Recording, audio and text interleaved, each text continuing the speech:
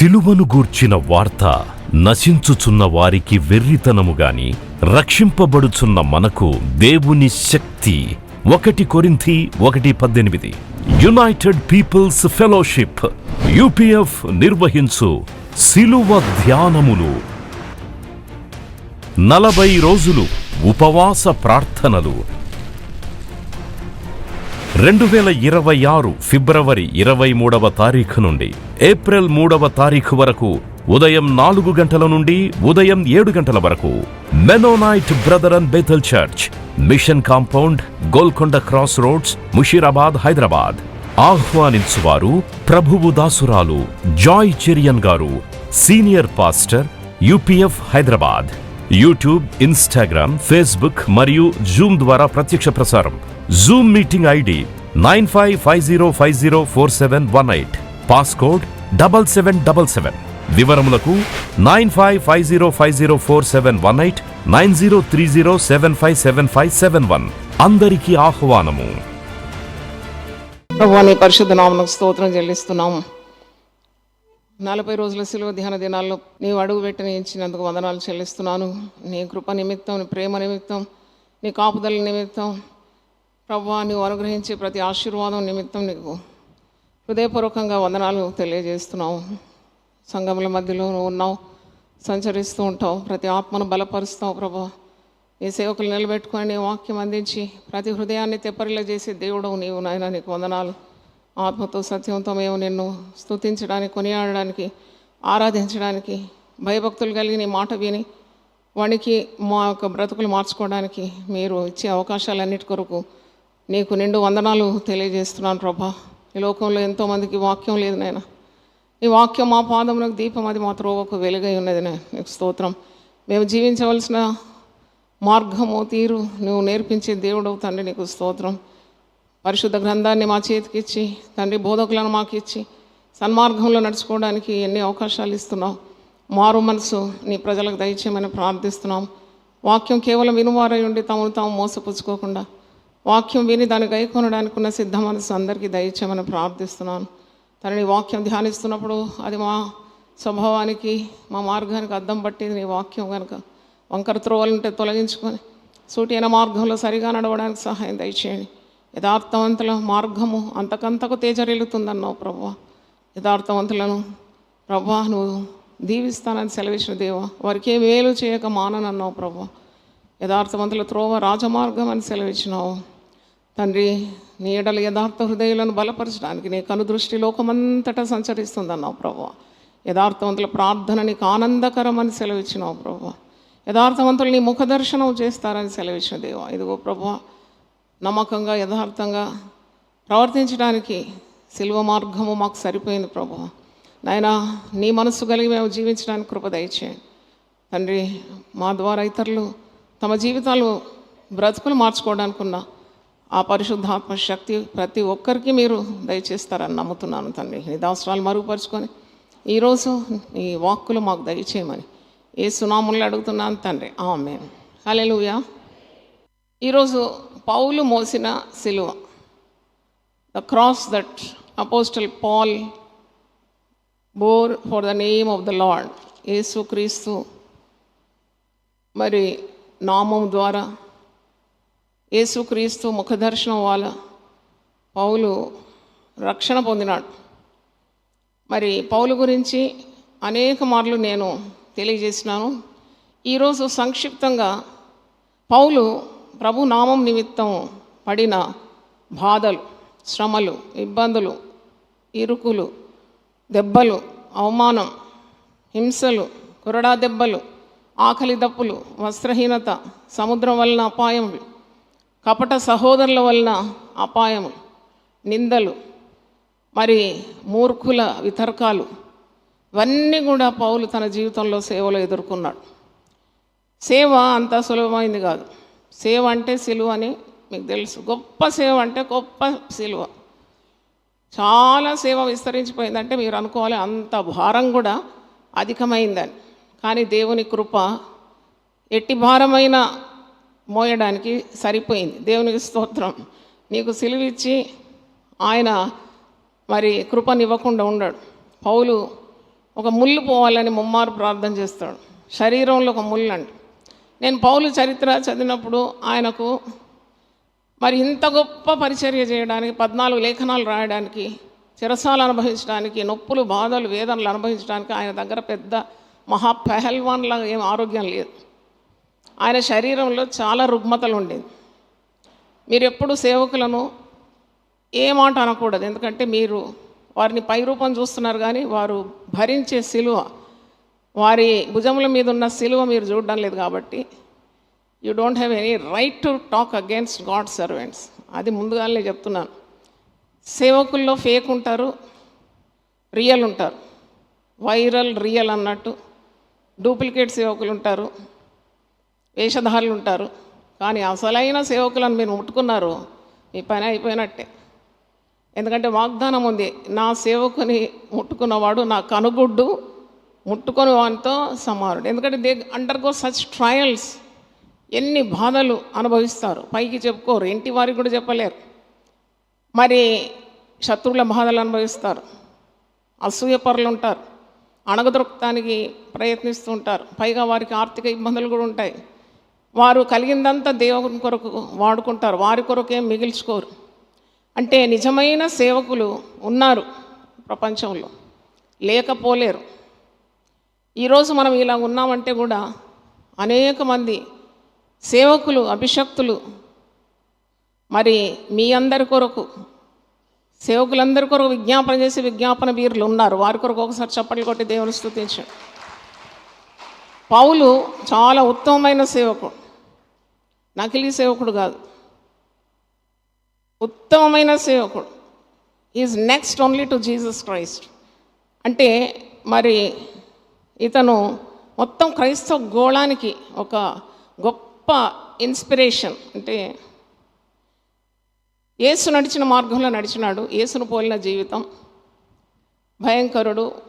ఆయన అంటాడు కదా, తిమోతి 1వ అధ్యాయంలో అన్ని వివరణ ఉంది. 15వ వచనం మీరు చదివితే, పూర్వం నేను హింసకుడను, దూషకుడను, హానికరుడను, సంఘమును పాడు చేసిన వ్యక్తిని, క్రైస్తవులను హింసించిన వాడను. దేవుడు తన అపారమైన కృపచేత నన్ను కనికరించినాడు, నాకు దర్శనం ఇచ్చినాడు, నన్ను మార్చినాడు, నన్ను నమ్మినాడు, నాకు పరిచర్యనిచ్చినాడు. మునుపు నేను పాపుల్లో ప్రధానుడను, ఇప్పుడు నేను అపోస్తలుల్లో ప్రధానుడనైనాను. ఇట్టి మార్పిడికి కారణము యేసు కృప. నేనేమై ఉన్నానో అది కేవలము దేవుని ఉచితమైన కృప మాత్రమే. మరి సిలువను తప్ప నేను దేన్ని బట్టి కూడా అతిశయించను. సిలువ మార్గమే నా దారి. సిలువను గురించిన జ్ఞానం తప్ప మరి ఏ జ్ఞానము నాకు అవసరం లేదని అంటాడు. అంటే నాకైతే బ్రతుకుట క్రీస్తు, చావైతే లాభము. నాకు కలిగినవన్నీ క్రీస్తు యేసు మరణ పునరుద్ధానంలో మహిమ నిమిత్తం నేను అన్నీ నష్టపరుచుకున్నాను. వాటన్నిటిని నేను పెంటతో సమానంగా ఎంచినాను. నేను దేవుని సేవ చేయడానికి నా ప్రాణాన్ని పానార్పణగా మరి అర్పిస్తున్నాను అని ఇవన్నీ మాటలు మరి అపోస్తల కార్యంలో, రోమా పత్రికలో, కొరింథీ పత్రికలో, ఆయన రాసిన లేఖనాల్లో మీరు చూస్తారు. అంటే అటువంటి బాధ, శ్రమ, వేదన అనుభవించినాడు. అంటే అన్యజనులను కూడా ప్రేమించడానికి దేవుడు అతనికి ప్రేరణ ఇచ్చినాడు. అన్యజనులకు వెలుగుగా దేవుడు వాడుకున్నాడు. అందుకే అంటాడు, నేను అన్యజనులకు కూడా అపోస్తలుడను. ఏ పక్షపాతం లేకుండా ప్రతి ఒక్కరిని క్రీస్తు ప్రేమ ద్వారా ప్రేమించినాడు. మరి ఇట్టి గొప్ప భక్తుడు లేక భక్తకోటికి అపోస్తలుడు అన్న కొన్ని మాటలు మీకు జ్ఞాపకం చేస్తాను. ఇది దీర్ఘమైన ప్రసంగం. నాకు 3 గంటలు ఇచ్చినా నేను 3 గంటలు పౌలు గురించి చెప్పగలను. నేను ఎందుకంటే చాలా తరోగా పౌలు జీవితాన్ని క్షుణ్ణంగా పరీక్షించినాను, నేర్చుకున్నాను, అలవర్చుకున్నాను. 2 కొరింథీ మీరు చూస్తే 11వ అధ్యాయం చూడండి.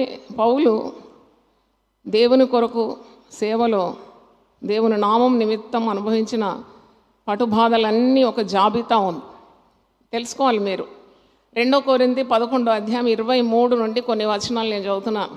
The sufferings of Paul. వెర్రివాని వలె మాట్లాడుచున్నాను, వారు క్రీస్తు పరిచారకుల, వెర్రివాని వలె మాట్లాడుచున్నాను. నేనును మరి ఎక్కువగా క్రీస్తు పరిచారకుడను, మరి విశేషముగా ప్రయాసపడి తిని, మరి అనేక పర్యాయములు చెరసాల్లో ఉంటిని, అనేక పర్యాయాలు జైలుకి వెళ్ళాల్సి వచ్చిందట. అపరిమితముగా దెబ్బలు కొట్టినారట. అనేక మార్లు ప్రాణాపాయంలో ఉంటిని. యూదుల చేత 5 మార్లు, ఒకటి తక్కువ 40 దెబ్బలు తింటిని. 3 మారు బెత్తములతో కొట్టబడి తిని, ఒకసారి రాళ్లతో కొట్టబడి తిని, 3 మారు ఓడ పగిలి శ్రమపడి తిని, ఒక రాత్రింబగళ్ళు సముద్రంలో గడిపి తిని, అనేక పర్యాయములు ప్రయాణంలోనూ, నదుల వలనైన ఆపదల్లోనూ, దొంగల వలనైన ఆపదల్లోనూ, నా స్వజనుల వలనైన ఆపదల్లోనూ, అన్యజనుల వలనైన ఆపదల్లోనూ, పట్టణంలోనూ ఆపదల్లోనూ, అరణ్యంలో ఆపదల్లోనూ, సముద్రంలో ఆపదల్లోనూ, కపట సహోదరుల వలన ఆపదల్లోనూ ఉంటిని. ప్రయాసంతోనూ కష్టంతోనూ, తరచుగా జాగరణములతోనూ, ఆకలి దప్పులతోనూ, తరచుగా ఉపవాసములతోనూ, చలితోనూ, దిగంబరత్వంతోనూ ఉంటిని. ఇంకను చెప్పవలసినవి అనేకములున్నవి. ఇవియునుగాక సంఘములన్నిటిని కూర్చిన చింతయు కలదు. ఈ భారము దినదినము నాకు కలుగుతున్నది. మీరు ఎక్కడ చూడరు పౌలు జీవితంలో ఇంత భూమి కొనుక్కోవాలి, ఇంత సొత్తు సంపాదించుకోవాలి, ఒక ఆలయం కట్టాలి, లేకుంటే కొద్దిగా డబ్బు పోగు చేసుకోవాలి, కుటుంబం కొరకు, పిల్లల కొరకు కొన్ని రాళ్ళు వెనకేసుకోవాలి. ఇలాంటి మనస్తత్వము మచ్చుకైనా కనబడదు అపోస్తుల పౌలు జీవితంలో. చప్పట్లు కొట్టి దేవుని స్తుతించండి. ఈనాడు మీరు సేవకులను చూస్తే మొట్టమొదటి అదే ఉంటుంది. ఎలా వృద్ధి పొందాలి, ఎలా పేరు రావాలి, ఎలా కీర్తి రావాలి, ఎలా బ్యాంక్ బ్యాలెన్స్ వృద్ధి చేసుకోవాలి, ఎలా బండ్లు కొనాలి, వెహికల్స్ కొనాలి, బంగ్లాలు కట్టాలి, మిద్ద మీద మిద్ద కట్టాలి, భూమి సంపాదించుకోవాలి. Nothing but trash. నీవు సేవకు విలువబెడితే సేవకు పిలిచిన పిలుపును నీవు అంతం వరకు కొనసాగించాలి. సిలువ ఎత్తుకొని ముందుకు సాగడానికి సిద్ధ మనసు కావాలి. సేవ అంటే సుఖం కాదు, సేవ అంటే ఐశ్వర్యం కాదు, సేవ అంటే సుఖభోగాలు కాదు, సేవ అంటే ఫ్లైట్లో అటు ఇటు తిరగడం కాదు, సేవ అంటే నువ్వు వస్తు సామాగ్రి పోగు చేసుకోవడం కాదు, సేవ అంటే నువ్వు అనేక బంగ్లాలు బందిరాలు కట్టినవా సేవ కాదు. సేవ అంటే సిలువెత్తుకొని ముందుకు సాగడం. దేవుని స్తోత్రం. ఇది సేవ. నువ్వు పోస్టర్లు పెట్టుకొని రెవరెండ్ అని, డాక్టర్ అని. నేను ఎప్పుడు చెప్తాను, రెవరెండ్ డాక్టర్ నాకు ఏం తగిలించే అవసరం లేదు. I'm known by my name కదా. నన్ను పిలిచినప్పుడు రెవరెండ్ డాక్టర్ అని పిలిచినాడు. Joy Cherian, come into my fold, అంతే. భయపడకు, పేరు పెట్టి నేను నిన్ను నా పేరుతో పిలిచినాడు. ఏమి ముందు వెనక అవసరం లేదు సేవ చేయడానికి. సేవ చేయడానికి యేసు క్రీస్తుకున్న మనసు చాలు. హల్లెలూయా. చాలా డిగ్రీలు ఉంటేనే సేవ చేస్తాం కాదు, నీకు శ్రమ పడడానికి మనసు ఉంటే చాలు. అదే క్వాలిఫికేషన్. దేవుని స్తోత్రం. హల్లెలూయా. దెబ్బలు తినడానికి, ప్రభు కొరకు నీ ప్రాణం అర్పించడానికి. ఈ జాబితా మీరు చూస్తున్నారు కదా, దీంట్లో ఏదైనా ఒక్కటన్నా అనుభవించినారా? అంత దమ్ముందా? లేదు. అయితే పౌలు భక్తుడు చక్కని మార్గదర్శి. ఆయన క్రీస్తు ప్రేమకు సాక్షి, క్రీస్తు శక్తికి సాక్షిగా నిలబడుతున్నాడు. మరి మీరు చూడండి, ఫిలిప్పీ పత్రిక 1వ అధ్యాయము 21వ వచనం.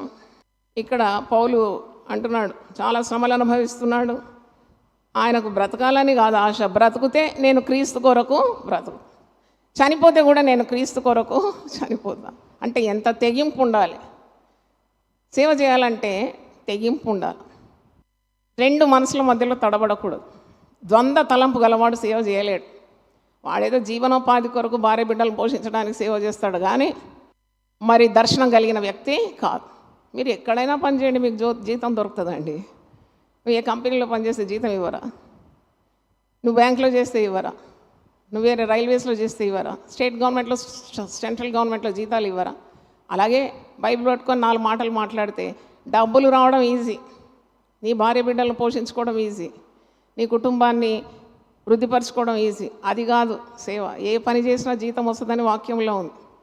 కానీ సేవ అంటే దర్శనం కలిగి క్రీస్తు కొరకు చనిపోవడానికి కూడా సిద్ధం కావడమే సేవ. దేవుని స్తోత్రం. అందుకే సేవ అంటే ఏంటి అన్నప్పుడు లూకాసు వార్త 9:23లో ఎవడైనా నన్ను వెంబడింపగోరినేళ్ళ వాడు తాను ఏం చేయాలంట? ఉపేక్షించుకోవాలి. ఇక వాడు మిగిలి ఉండొద్దు ఈ లోకంలో. Self denial. తర్వాత వాడు ప్రతిదినము తన సిలువను ఎత్తుకొని క్రీస్తును వెంబడించాలి.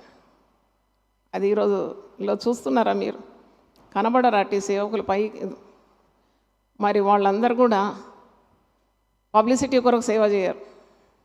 నాకు మిషనరీ సేవ అంటే చాలా ఇష్టం. ఎందుకంటే మిషనరీలు ఎప్పుడు కూడా ప్రకటించుకోరు వాళ్ళ పేరును. వాళ్ళు తెర వెనుకుండి కష్టపడతారు. ఎక్కడ సువార్త లేదో అక్కడికి వెళ్ళిపోతారు. వారి జీవితాలన్నీ పణంగా పెట్టుకొని వాళ్ళకున్నదంతా సమర్పించుకొని వెళ్ళిపోతారు. అక్కడ పిల్లల చదువేలాగా, వాళ్ళకి ఇల్లు వాకిళ్ళేలాగా, వాళ్ళ పేరేలాగా అదంతా వాళ్ళకు మదిలో రాదు. అక్కడ వెళ్ళి అడవి జాతుల మధ్యలో, కొయ్య జాతులు, ఆదివాసీలు, చదువు లేని వారి మధ్యలో వారికి చదువు నేర్పిస్తూ, వాళ్ళ భాష నేర్చుకొని బైబిల్ను వాళ్ళ భాషలో తర్జుమా చేస్తూ, వాళ్ళు కోతి మాంసం తింటే కోతి మాంసం తిని, మరి వాళ్ళు అంటే వారికి ఏ సంస్కృతి లేదు కదా, వాళ్ళ జీవన శైలిని వాళ్ళే మార్చుకొని వాళ్ళలో ఒకరై వాళ్ళ ప్రభు ప్రేమను చాటించే మిషనరీస్ అందరి కొరకు గట్టిగా చప్పట్లు కొడదాం. దేవుని స్తోత్రం. అట్టి మిషనరీస్ కొరకు మీరు ఏం చేయాలంటే ప్రార్థన చేయాలి. వీలుంటే సహాయం చేయండి.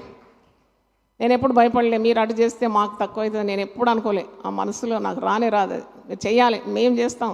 యునైటెడ్ పీపుల్ ఫెలోషిప్ నుండి ఇలాంటి మిషనరీ సంస్థలు మీరు ఇచ్చే కానుకల నుండి మేము కొద్దిగా పంపిస్తాం. ఎందుకంటే మీకు కూడా రావాలి కదా ఆశీర్వాదాలు. మనం వెళ్ళలేము ఆ ప్రాంతాలకు, మనం బ్రతకలేము ఆ బ్రతుకు. వారు అలాగూ సిలువను మోస్తూ యేసుక్రీస్తు నామాన్ని ప్రకటిస్తున్నారు. ఈ దినాల్లో అవన్నీ కరువైపోయాయి. మరి పౌలు అంటున్నాడు ఫిలిప్పీ 1:21, నా మటుకైతే బ్రతుకుట క్రీస్తే, చావైతే లాభం. ఆయనను శరీరంతో నేను జీవించటయే నాకున్న పనికి ఫలసాధనమైన ఎడల, నేనును జీవించటయే నాకున్న పనికి ఫలసాధనమైన ఎడల నేనేమి కోరుకుందునో నాకు తోచలేదు. ఈ రెంటి మధ్యను ఇరకబడి ఉన్నాను. నేను వెడలిపోయి క్రీస్తుతో కూడా ఉండవలనని నాకు ఆశ ఉన్నది.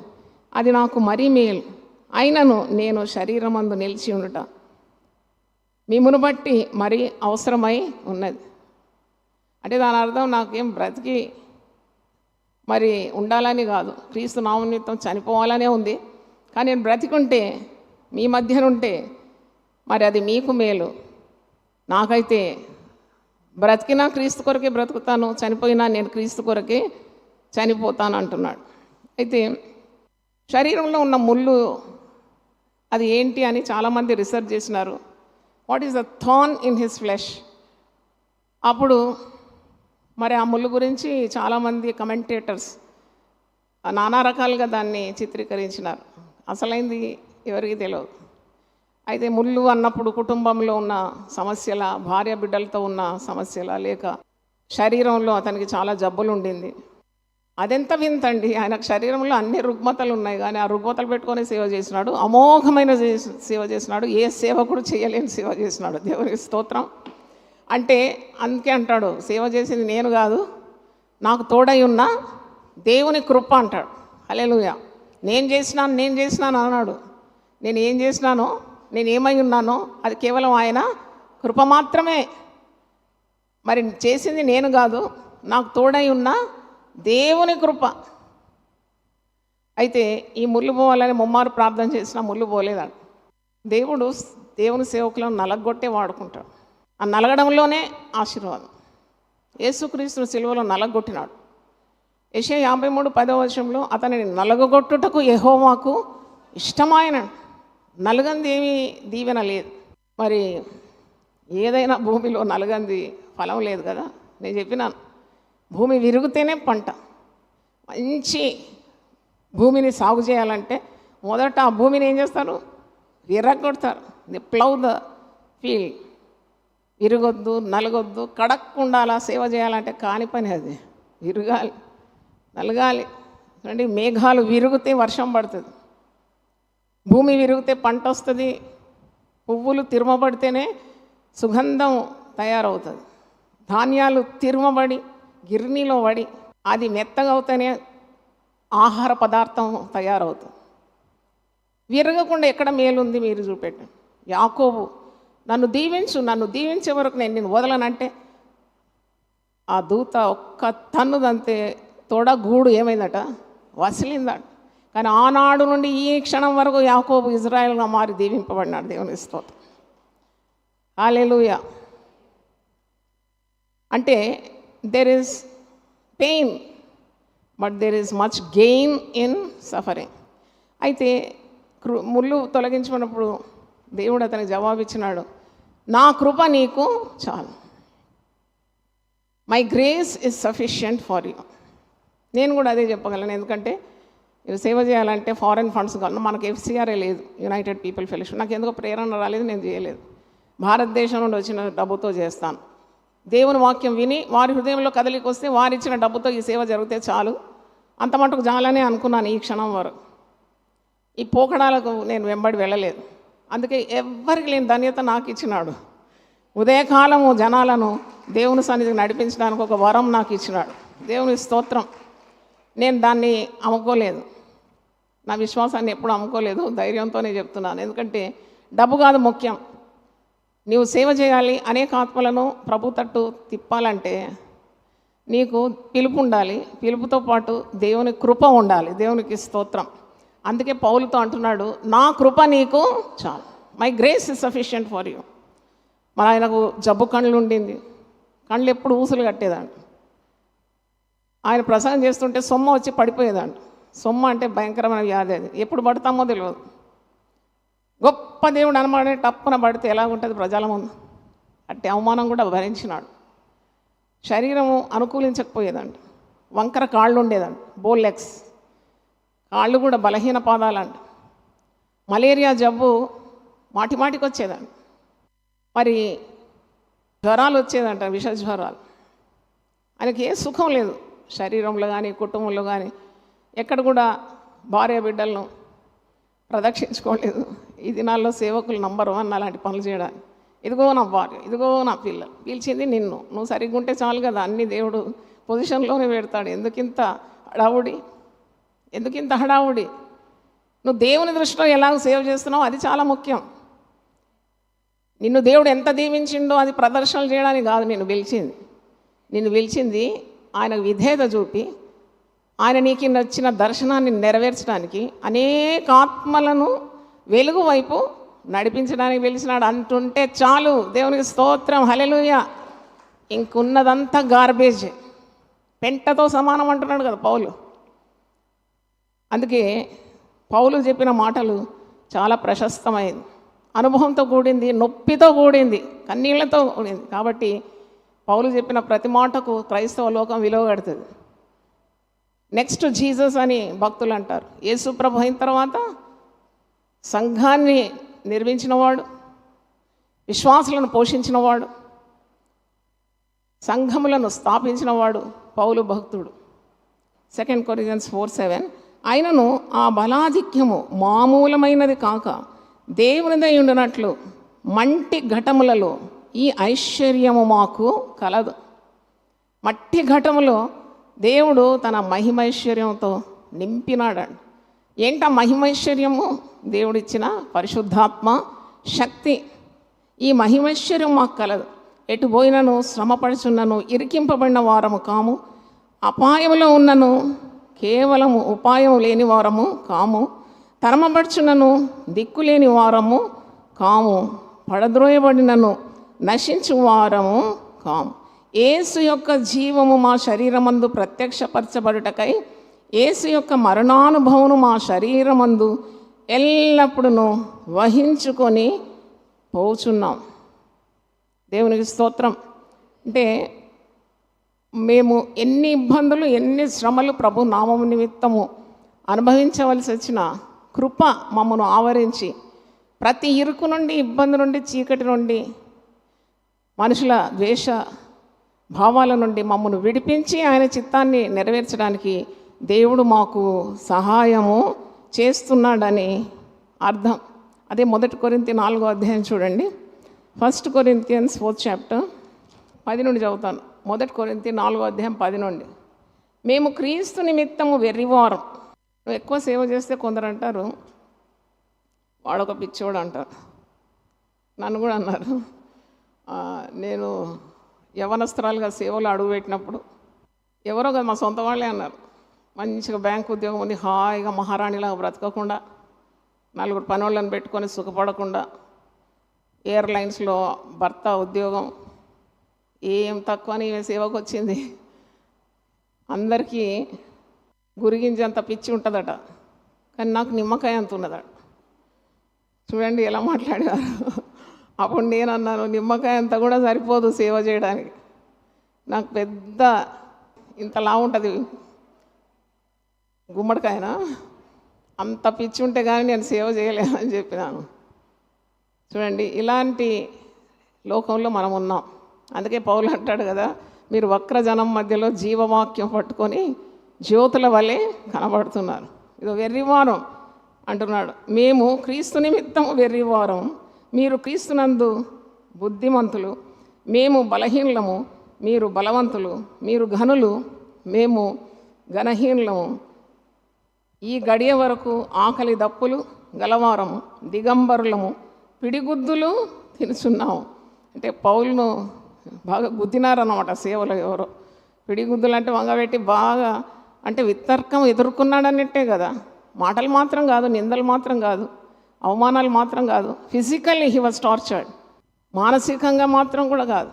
సేవకులేమో ఇత్తడి ఇనుముతో తయారు కాలేదు కదా, మీలాగా మానవులే, మట్టి దేహాలే, వారికి కూడా మనసు ఉంటుంది, కృంగిపోతారు కొన్నిసార్లు.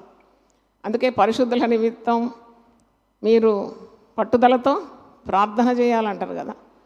మానసిక వేదనలు, శారీరక హింసలు, ఆత్మలో కూడా కొన్నిసార్లు వాళ్లకు నిరాశ కూడా రావచ్చు.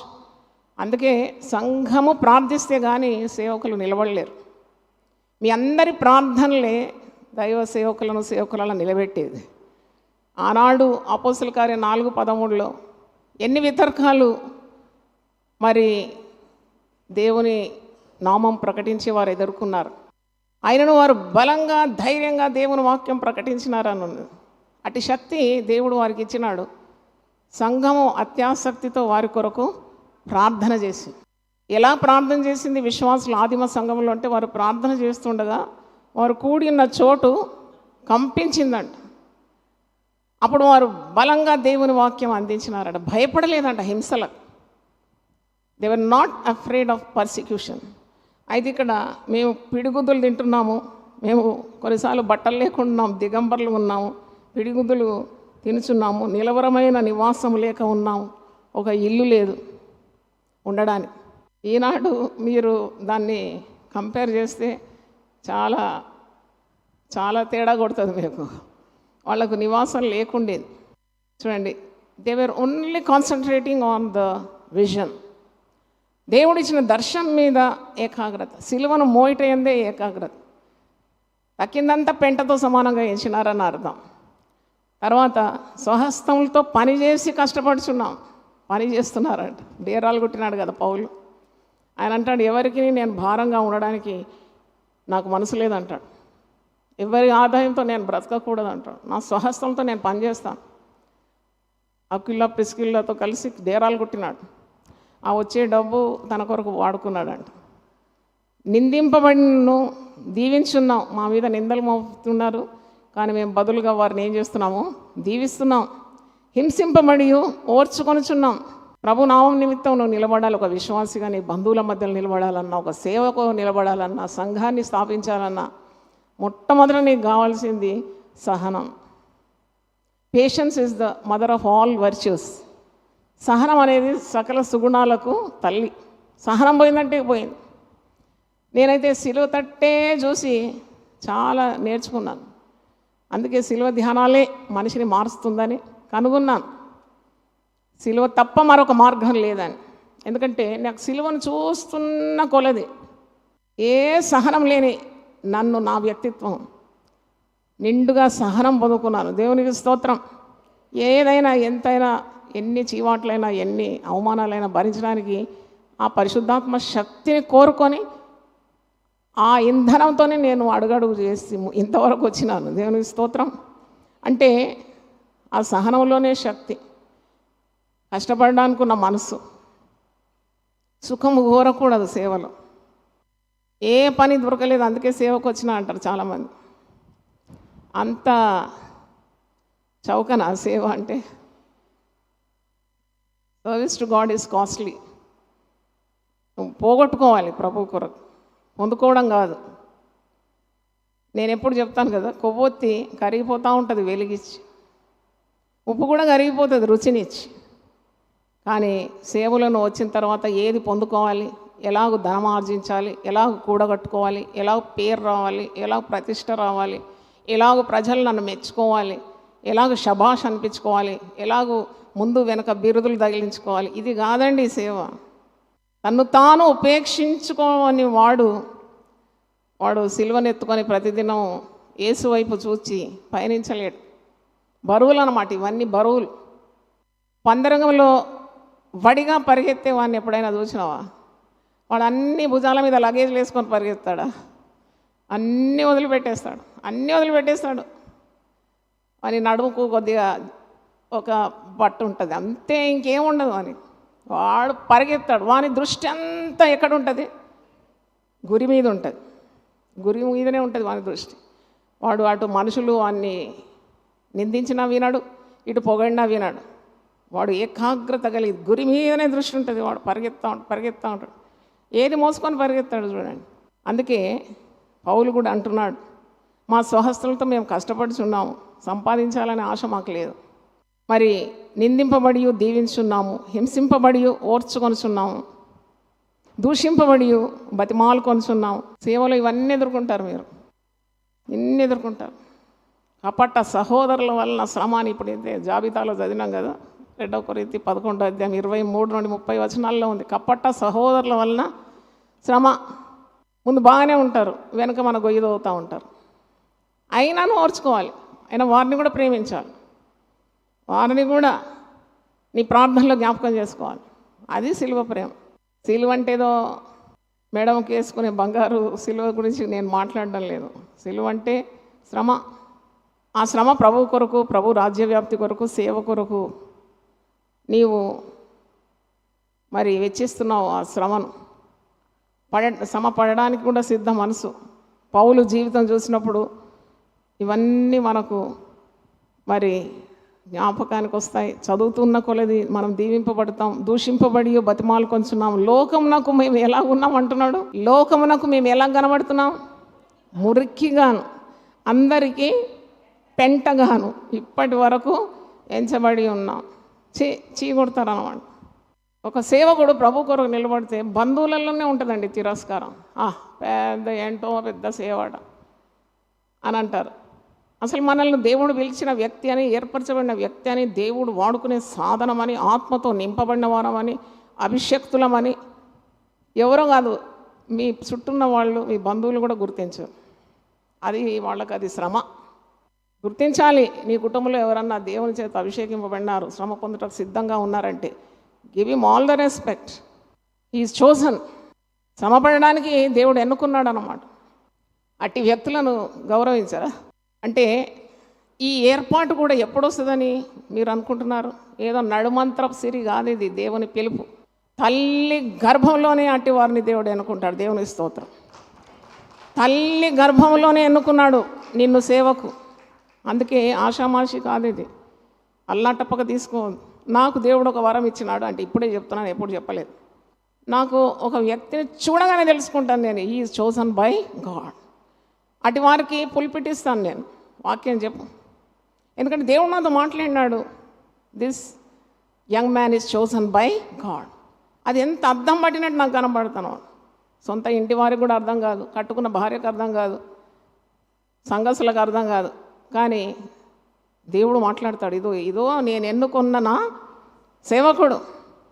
అటు వారిని నేను ప్రోత్సహించినప్పుడు దేవుడు వారిని ఎంత ఘనంగా వాడుకున్నాడో. వాళ్ళు ఇప్పుడు పెద్ద పెద్ద స్థాపనాలకు నాయకులుగా ఉన్నారు.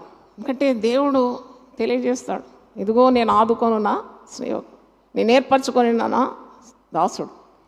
కాబట్టి ఈ సేవా పిలుపు అనేది ఘనమైంది. దాన్ని ఎప్పుడు కూడా మరి ఈజీగా చౌకగా ఎంచకూడదు. You have to respect God's calling, respect God's chosen people. దేవుని చేత ఎన్నుకున్న వారిని గౌరవించాలి. తగిన సహాయం, ఏదైనా మంచి మాట, మంచి ప్రోత్సాహం ఇస్తూనే ఉండాలి. వారు శ్రమల్లో ఉంటారు, మీకు చెప్పలేరు. నేను చెప్తున్నాను కదా, చాలా శ్రమ పడేవారు వాళ్ళు చెప్పరు బయట. ఏమి లేని ఇస్తారాక ఏం చేస్తుంది? ఎగిరి పడుతుందంట. పుట్టిదే అంత ఫేక్ వాళ్ళే ఎక్కువ ప్రకటించుకుంటారు. The real always will be very humble and low కీలో పోతారు అన్నమాట. లో ప్రొఫైల్ ఉంటుంది వాళ్ళు డొప్పులు కొట్టుకొని వాళ్ళు గొప్పతనం చెప్పారు. అదే అసలు యాసిడ్ టెస్ట్. మీరు ఒక నిజమైన దైవదాసుడు, నిజమైన దైవదాసురాలంటే ఈజీగా నీకు గుర్తుపట్టచ్చు. అయినా మోసపోతారంటే అది మీ బుద్ధి తక్కువ. ఈజీగా విచక్షణ. నీకు బంగారం కొనుగోలు చేస్తాను పోతప్పుడు నువ్వు కళ్ళు తెరుస్తావు, ఎంత అలర్ట్గా ఉంటావు. మరి అది నిజమైన బంగారమా, రాసి చూడాలా, గీకి చూడాలంటారు కదా. మరి వ్యక్తుల్లో ఎవరు దేవుని చేత ఎన్నుకోబడ్డారు, ఎవరు డబ్బు కొరకు సేవ చేస్తున్నారు మీకు గుర్తుపట్టరాదా? అందుకే కదా మీరు మోసపోయేది. కపట సేవకులు చూపే జిమ్మికులకు, నాటకాలకు, బోగస్ పరిచర్యకు ఎంత ఈజీగా వారు వరలో పడతారు. గ్రహించాలి. అపోస్తులైన పౌలు జీవితాన్ని చూసి ఈ పౌలు జీవితంలో ఉన్నది ఏదైనా వీరి జీవితంలో ఉందా? యేసు ప్రభుకు మాదిరిగా నడిచినాడు పౌలు. 1 కొరింథియన్స్ 11వ అధ్యాయం 1వ వచనంలో, నేను యేసును పోలి నడుచుకుంటున్నా, మీరు నన్ను పోలి నడుచుకో. ఇంతవరకు నేను ఒక సేవకుని చూడలేదు నన్ను పోలి నడుచుకోండి అని. ఆ ధీమా, ఆ శక్తి, ఆ స్వచ్ఛత ఉన్నందుకే కదా అంత ధైర్యం. నన్ను పోలి నడుచుకో, ఫాలో మీ. పౌలు జీవితం అందరికీ మాదిరికరంగా ఉంది. చెరసాల అనుభవించినాడు, మనకు తెలుసు. అపోస్తల కార్యం 16వ అధ్యాయం పౌలు శీలను బాగా దెబ్బలు కొట్టినారు. జనసమూహం దొమ్మిగా వచ్చి కొట్టినారంట. ఒకసారి రాళ్లతో కొట్టినారట. కొడితే అక్కడ స్పృహ తప్పి పడిపోయినాడండి. జనాలందరూ వెళ్ళిపోయినారంట. మరి పౌలు అక్కడి నుండి వెంటనే లేచి దులుపుకొని, అంటే చనిపోయినట్టు అనుకున్నారు కానీ చనిపోలేదు, క్రీస్తు జీవమతంలో ఉండింది. దులుపుకొని లేచి మరో ప్రయాణం చేసినాడట. ఎన్ని మిషనరీ దండయాత్రలు చేసినాడు కదా. ఎంత శ్రమ పడినాడు పౌలు. అంటే ఈ శ్రమ పడడం అంతా ఓటమి కాదు. అందుకే అంటున్నాడు, నాకు కలిగిన నిందల్లోనూ, అవమానాల్లో, హింసల్లోనూ నేను అతిశయిస్తున్నాను. నేను బలహీనతలో క్రీస్తు శక్తిని అనుభవిస్తున్నాను. అందుకే ఈ బలహీనతలో నేను బలవంతుడిగా ఉన్నాను. క్రీస్తు శక్తి నాకు సంపూర్ణంగా లభిస్తుంది. ఇది ఓటమి కాదు, ఇది క్రీస్తు నాకు అనుగ్రహించిన విజయం. మరి విజయమే కదా. ఎక్కడ ఓడిపోలేదు, ఎక్కడ చతికిలబడలేదు, ఎక్కడ డిప్రెషన్ అనలేదు, ఎక్కడ ఈరోజు నాకు చేత కాదు నేను సేవ చేయను అనలేదు, ఎక్కడ కృంగిపోలేదు, ఎక్కడ వంగిపోలేదు, ఎక్కడ లొంగిపోలేదు. పౌలు గట్టిగా చప్పట్లు కొట్టి దేవుని స్తుతిద్దాం. హల్లెలూయా. ప్రతి సమస్య కూడా క్రీస్తు శక్తిని నేను ప్రదర్శించడానికే నా మార్గంలో, నా జీవితంలో వచ్చిందని అంటున్నాడు. Every trial, every temptation, every suffering, it is an opportunity for me to demonstrate the power of God in my life. That is what Paul is telling. అందుకే క్రీస్తు శక్తి నా మీద నిలుస్తుంది. క్రీస్తును ప్రకటించడానికి నేను ఎప్పుడు వెనుకాడలేదు. అందుకే నాకు ఏది కలిగినా, ఏ బలహీనత కలిగినా నేను దాన్ని అందు అతిశయిస్తున్నాను. ఎందుకంటే దేవుని బల ప్రదర్శన నా బలహీనతలోనే మరి లోకానికి అర్థమవుతుంది. అందుకే 2 తిమోతి 4:7-8 అంటాడు కదా, నేను పోరాడినాను, నేను సేవ కొరకు పోరాడినాను, నా జీవితంలో పోరాటం ఉండింది. కానీ ఎటువంటి పోరాటం పోరాడినాను? మంచి పోరాటము చెడు పోరాటాలు ఉన్నాయని అర్థం. డబ్బు కొరకు, పేరు కొరకు, కీర్తి కొరకు, వెండి కొరకు, బంగారం కొరకున్న పోరాటం కాదు నాది. అనేక ఆత్మలను క్రీస్తు వెలుగులో నడిపించడానికి ఉన్న పోరాటం. ఎన్నో ఎదుర్కొన్నాను కానీ నేను ఆగలేదు, నేను సాగిపోయినాను. మంచి పోరాటము పోరాడినాను. నా పరుగును నేను కడముట్టించినాను, నా విశ్వాసాన్ని నేను కాపాడుకున్నాను. ఇదిగో నా కొరకు నీతి కిరీటము దాచబడి ఉన్నది. హల్లెలూయా. ఈ fought a very good fight అన్నమాట. క్రీస్తు మార్గంలో అందరూ సుఖం కోరుతారు, కానీ పరిశుద్ధాత్ముడు నాకు ఎప్పుడో బయలుపరిచినాడు, this is not an easy path what you have chosen. నువ్వు ఎన్నుకున్న మార్గము అంత సులువైంది కాదు. నేను ఎప్పుడు అడుగుతాను, ప్రభు ఏంటి నాకే పెట్టినావు ఈ సిలువ ధ్యానం అని ప్రతి సంవత్సరం 40 రోజులు. మరి ఎందుకు ఈ దర్శనం నాకు ఇచ్చినావు ప్రభు? అందరూ సుఖం కోరుతారు సేవలు, నాకేమో సిలువను ప్రకటించమన్నావు. అప్పుడు యేసు ప్రభు ఒక దర్శనం అంటే ఆయన సిలువ దర్శనం నాకు చూపి నాకు చక్కగా బోధించినాడు. సిలువ లేకుంటే విజయము లేదు, సిలువ లేకుంటే పునరుద్ధానము లేదు. నువ్వు యేసును గ్రహించాలన్నా, యేసు యొద్దకు చేరాలన్నా, నిత్యం ఆయనతో సదాకాలం ఉండాలన్నా మార్గం ఏ మార్గం? అది సిలువ మార్గమే. హల్లెలూయా. మరి క్రీస్తు కొరకు సాక్షులుగా ఉండడానికి మనకందరికి సిద్ధ మనసు ఉంది, సంతోషం ఉంది. కానీ క్రీస్తు కొరకు ఒక హతసాక్షిగా ఉండడానికి ఎంతమంది సిద్ధంగా ఉన్నారు? You're ready to be a witness. అమ్మ సాక్ష్యానికి టైం ఇవ్వండి, మా సాక్ష్యం చెప్పాలి. నేను 3 నిమిషాలు ఇస్తే 30 నిమిషాలు చెప్తారు. కానీ క్రీస్తు కొరకు హతసాక్షిగా నేను ఉంటానని ధైర్యంగా చెప్పగలవారు ఎవరు ఉన్నారా? పౌలంతటి వాడు చివరికి తన ప్రాణము ప్రభు కొరకు అర్పించినాడు. రోమా సామ్రాజ్యం చేత అతన్ని శిరచ్ఛేదన జరిగింది. అంటే his head was not on the shoulders, cut off. శిరచ్ఛేదనం అనుభవించినాడు. చివరి ఊపిరున్నంత వరకు సిలువను మోసినాడు. దేవునికి స్తోత్రం. హల్లెలూయా. అందరూ ఒకసారి లేచి నిలబడండి. సిలువను మోసి లోకమును బంధులు చేయు సమయమిది. సిలువను మోసి ఈ లోకమును క్రిందులు చేయు సమయమిది. సోదరుడా నిద్ర నుండి ప్రకటించుము యేసు నామమును. వేలెమ్ము సోదరుడా నిద్ర నుండి ప్రకటించుము యేసు నామమును. సోమరియేలా నీచెదవు ఈ ధరను లేపెడు సమయమిది. సోమరియేలా నీచెదవు ఈ ధరను లేపెడు సమయమిది. సిలువను మోసి ఈ లోకమును క్రిందులు చేయు సమయమిది. సిలువను మోసి ఈ లోకమును కళ్ళ క్రిందులు చేయు సమయమిది. పరిశుద్ధాత్మ కవచము తొడిగి నీ నడుము కట్టి తయారగుమా. పరిశుద్ధాత్మ కవచము తొడిగి నీ నడుము కట్టి తయారగుమా. సోదరుడా ప్రతి సువార్తను నాటెడు సమయమిది. సోదరుడా ప్రతి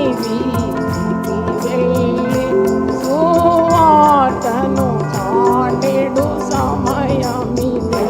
సిలువను మోసి ఈ లోకమును కళ్ళ క్రిందులు చేయు సమయమిది.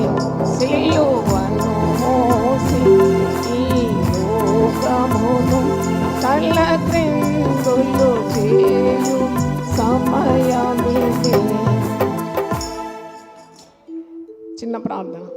ప్రభువా, సిలువను మోసి లోకమును తలక్రిందులు చేయాలని నన్ను ఎవడైతే వెంబడిస్తున్నాడో వాడు తను తాను ఉపేక్షించుకొని ప్రతిదినం తన సిలువనెత్తుకొని నన్ను వెంబడించాలని ఎంతో స్పష్టంగా పరిశుద్ధ గ్రంథం మాకు బోధించిన లోకాశలకు, నేత్రాశలకు, జీవపు డంబానికి, స్వార్థపరమైన కోరికలకు పిలుపున్న వారు సహితం భ్రష్టులైపోయి సాతాను స్వరానికి లొంగి ఈ లోకం ప్రేమించి సాతానుకు బానిసైపోయిన ఎంతోమంది ఏర్పరచబడిన వారు ఉన్నారు. వారి జాబితాలో మేము కనబడకూడదు నాయన. పౌలు మాకు మంచి మాదిరి ఉంచిపోయినాడు.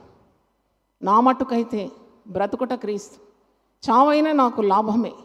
నేను గురి వద్దకే పరిగెత్తుచున్నాను. గురి లేని వాని వల్లే నేను ప్రయాసపడడం లేదు. నేను ఇతరులకు ప్రకటించి నేనే భ్రష్టుడనైపోదునేమో అని నా శరీరాన్ని నేను నలగొట్టుకొనిచున్నాను. నా ప్రాణం నేను పానార్పణంగా పోయిచున్నాను.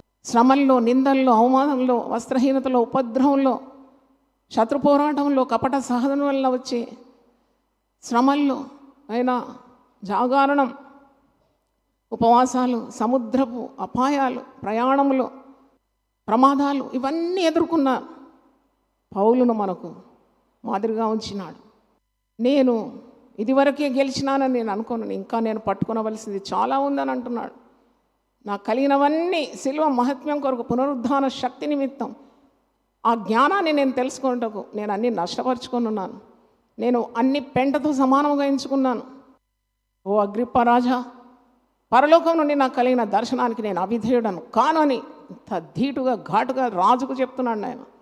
అలాంటి గొప్ప ప్రభా, ఆ దర్శనం, ఆ పట్టుదల, ఆ సమర్పణ, ఆ త్యాగము, ఆత్మల భారము పిలువబడిన వారికి, మరి ఈ మార్గంలో వచ్చిన ప్రతి ఒక్కరికి దయచేయమని యేసు నామములో అడుగుతున్నాను తండ్రి. ఆమేన్, ఆమేన్. ప్రతిదినం దేవునితో నేను.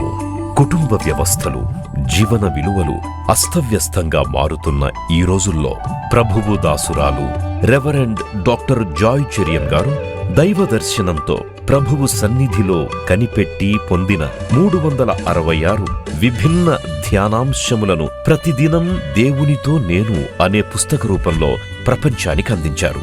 ఇది అనేకుల జీవితాలను ప్రభావితం చేసే ఒక విలక్షణమైన గ్రంథము.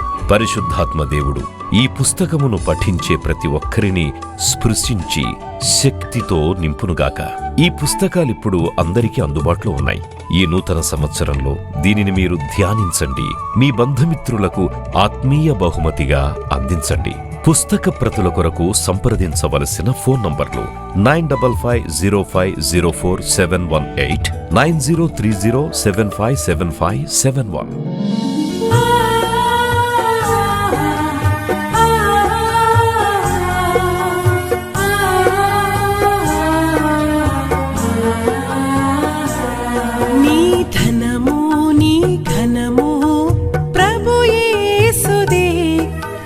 దశమా భాగమునీయ వెనుదీతువా.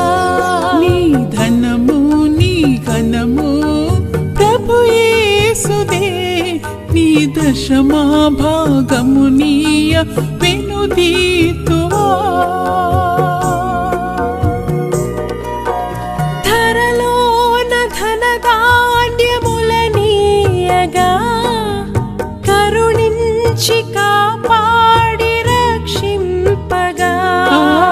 ధరలోన ధనధాన్యములనీయగా కరుణించి కాపాడి రక్షింపగా. పరలోకనాదుండు నీకీయగా మరి యేసు కొరకీయ వెనుదీతువా. పరలోకనాథుండు నీకీయగా మరి యేసు కొరకీయ వెనుదీతువా. నీ ధనము నీ ఘనము ప్రభు యేసుదే, నీ దశమా భాగమునీయ వెనుదీతువా.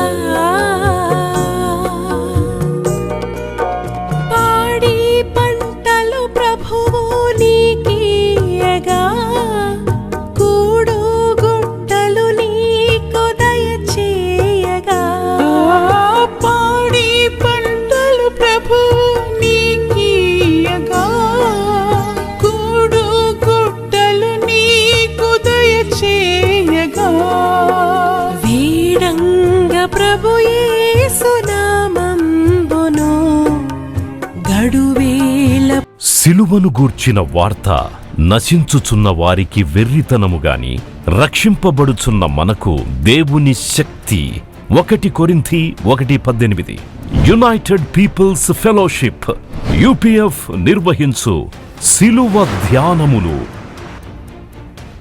40 రోజులు ఉపవాస ప్రార్థనలు. 2026 ఫిబ్రవరి 23వ తారీఖు నుండి ఏప్రిల్ 3వ తారీఖు వరకు ఉదయం 4 గంటల నుండి ఉదయం 7 గంటల వరకు Mennonite brother and Bethel church, mission compound, Golconda cross roads, Musheerabad, Hyderabad. ఆహ్వానించువారు ప్రభువు దాసురాలు జాయ్ చెరియన్ గారు, senior pastor, UPF Hyderabad. YouTube, Instagram, Facebook మరియు జూమ్ ద్వారా ప్రత్యక్ష ప్రసారం. Zoom meeting ID 9550504718. పాస్కోడ్ 7777.